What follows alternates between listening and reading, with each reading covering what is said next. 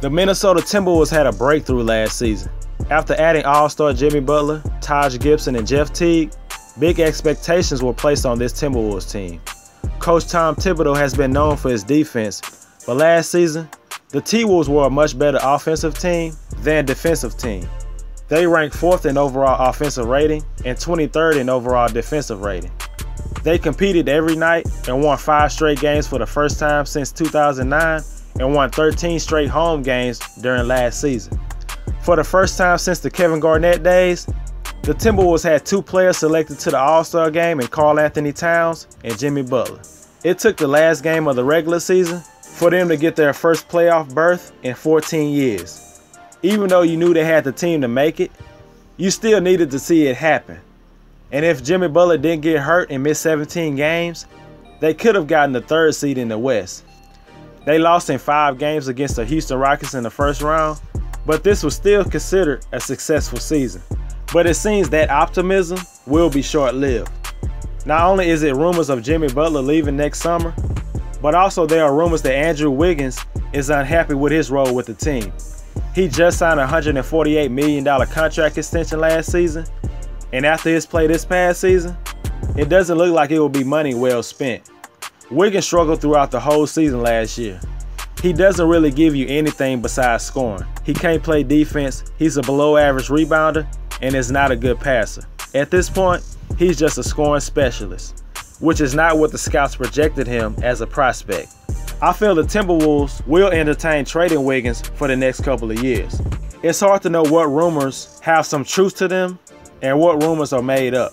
With Jimmy Butler, there were plenty to go around. There is one where he's fed up playing with the other 2 young stars on the team because of their nonchalant attitudes. There is one where him and Kyrie could be teaming up and playing in New York.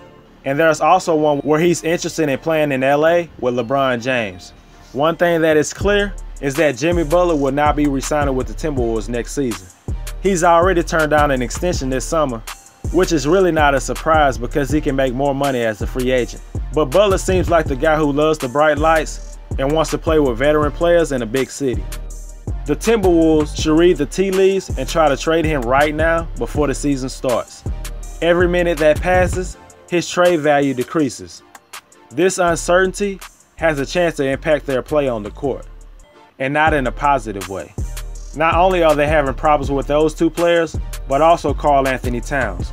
As of right now, Towns has not signed a contract extension, which is kind of surprising.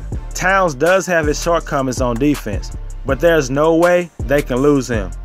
Even though he had less shot attempts compared to the previous season, he still put up great stats. Towns averaged 21 points, 12 rebounds, and 1.5 blocks per game, while shooting 55% from the field and 42% from 3. He is yet to miss a game in 3 years in the league. At only 22, he still has a chance to improve his offensive game and work on his defense. Re-signing Towns has to be the team's #1 priority right now. Starting point guard Jeff Teague had a solid season and did a good job as the floor general for his team. He obviously had to take a backseat role to Towns and Butler. Derrick Rose re-signed with the Timberwolves this offseason and will be going into his first full season with the team. He put up mediocre stats in the 9 games he played in the regular season, but in the playoffs against the Rockets, he was an effective player. He scored 16 or more points in 3 of the 5 games and shot a crazy percentage from the field and the 3-point line. Can he sustain his play in the playoffs for the whole season? Who knows, but Coach Tom Thibodeau will give him that chance. I can see Rose and Tyus Jones playing in the backcourt together. Jones did not get consistent playing time last season, but when he played winning basketball.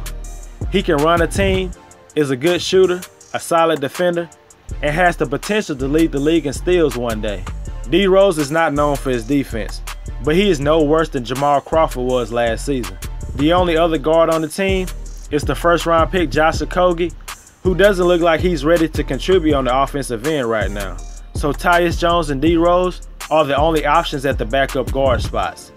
Even though I feel that the 2nd-round pick Bates-Diop could contribute right away on both sides of the ball, the team signed Anthony Tolliver in free agency. He brings great outside shooting. Tolliver shot a career-high 43% from the 3-point line last season. He's the ultimate professional and team player. He knows his role and won't complain about minutes. He's also a solid defender and is the king of drawing charges.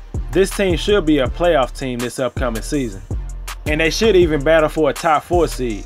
But there's too many possible distractions that will keep this team from making a second straight appearance in the playoffs, and that's unfortunate. There's a great possibility that the Timberwolves will be one of the most disappointing teams in the league when it's all said and done.